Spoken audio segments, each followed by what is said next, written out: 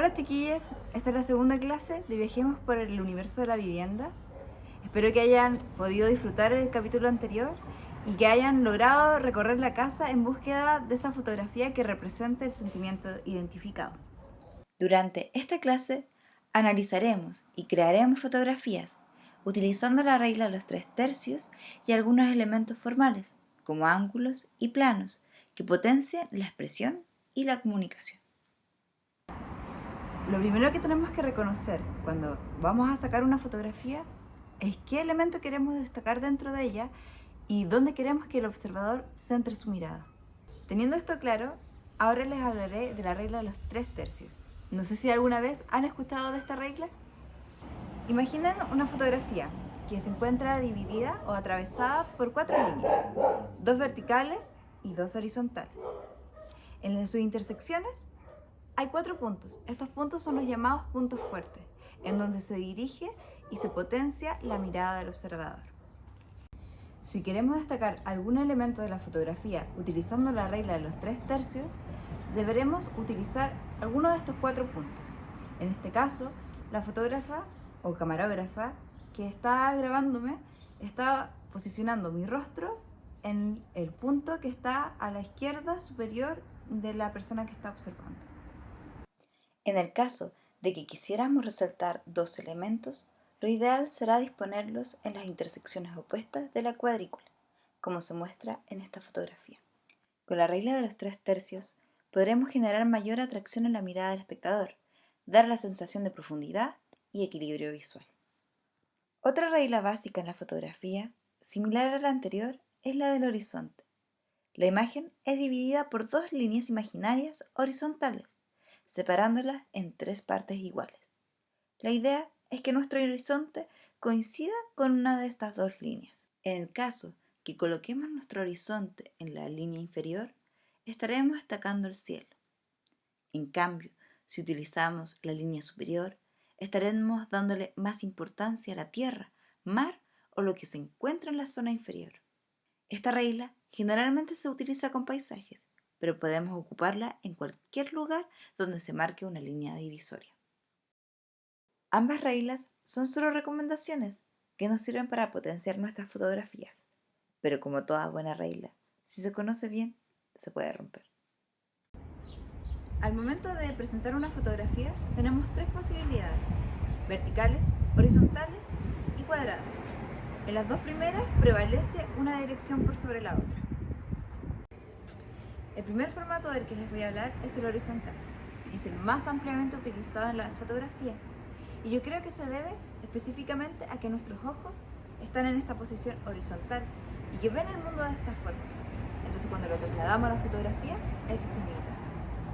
Además, nuestros ojos miran en color y siempre se enfocan en un par de elementos dentro de todo el espectro de visión. El formato que utilicemos en nuestra fotografía va a depender de qué queremos mostrar o retratar dentro de ella. Por eso, si queremos destacar el contexto, deberemos utilizar en general, porque esto se puede cambiar, el modo horizontal. O cuando queramos mostrar un paisaje en que se vea la línea del horizonte, tal vez podamos utilizar el modo horizontal para aprovechar mayormente lo que se está viendo a través de los ojos. El otro formato que voy a hablarles es el vertical. Este generalmente se utiliza cuando el objeto a retratar, el elemento a retratar, está en esta posición, de manera que el observador pueda leerlo desde una forma vertical y no horizontal. El siguiente formato es el cuadrado. Este no tiene ningún lado que predomine por sobre el otro. Y nuestra lectura también va a ser así. En general, estos tipos de imágenes se van a leer desde forma circular. Y en ella podemos abarcar el elemento que estábamos tratando de retratar y además incluir algo del contexto. Ahora continuaremos con los elementos formales. Estos son los ángulos y los planos. Los planos en la fotografía generalmente se utilizan en el retrato. Con ellos se determinan de manera estándar los límites de un encuadre. Saber sobre planos nos permitirá entender dónde cortar una imagen para abarcar o destacar ciertas zonas del elemento fotografiado. Para ello, nos iremos acercando o usando el zoom. Plano general. Nuestro elemento aparece completamente. Además, se muestra el contexto en el que está ubicado. Pero este no es el más amplio. Existe uno llamado gran plano general o plano panorámico que hace referencia justamente a su nombre. Plano entero. Nuevamente aparece completamente el cuerpo de lo que estemos fotografiando, pero ahora ocupa gran parte del encuadre. Plano americano o 3/4. Se fotografía a nuestro protagonista desde la cabeza hasta aproximadamente la altura de las rodillas. Plano medio. Va desde la cabeza hasta la cintura, con lo que logramos abarcar la parte superior del cuerpo. Primer plano o retrato. En esta fotografía se observa el rostro y parte de los hombros. La distancia, al ser menor, dota a la imagen de cierta intimidad. Los gestos del rostro tomarán mayor importancia. Primerísimo primer plano. Hay un acercamiento aún mayor, abarcando desde la frente al mentón. Detalle. Recoge y resalta una pequeña parte de nuestro elemento retratado. Ángulos en la fotografía. Es la posición de la cámara en que se saca la imagen con respecto al elemento capturado. Lo que cambia es el punto de vista con el que se observa. Ángulo frontal o normal. Fotografiamos habitualmente de este modo. La cámara se encuentra frente al elemento retratado y paralela al suelo. Observamos al mundo de esta forma y este ángulo nos puede ayudar a transmitir cierta estabilidad. Ángulo picado. La cámara se encuentra más arriba de lo que se está fotografiando y en diagonal en dirección al suelo, dando la sensación de pequeñez. Cenital. La cámara está perpendicular al suelo, por encima del sujeto o objeto fotografiado.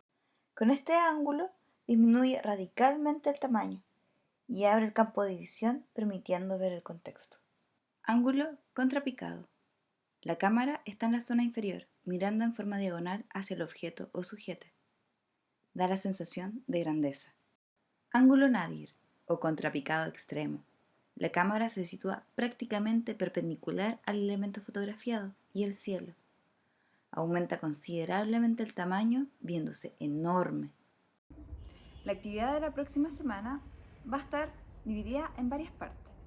La primera va a ser elegir uno de los 3 sentimientos que identificaron la semana pasada. Después de haber elegido el sentir o la emoción, deberán retratarlo a través del objeto utilizando la regla de los 3/3. Además, deberán elegir un plano y un ángulo. Finalmente, la imagen deberá subirla al Instagram del curso, indicando qué sentimiento o emoción fue la que retrataron, además el ángulo y el plano que utilizaron. Estaré esperando sus publicaciones, yo también subiré la mía, y nos veremos en el próximo capítulo.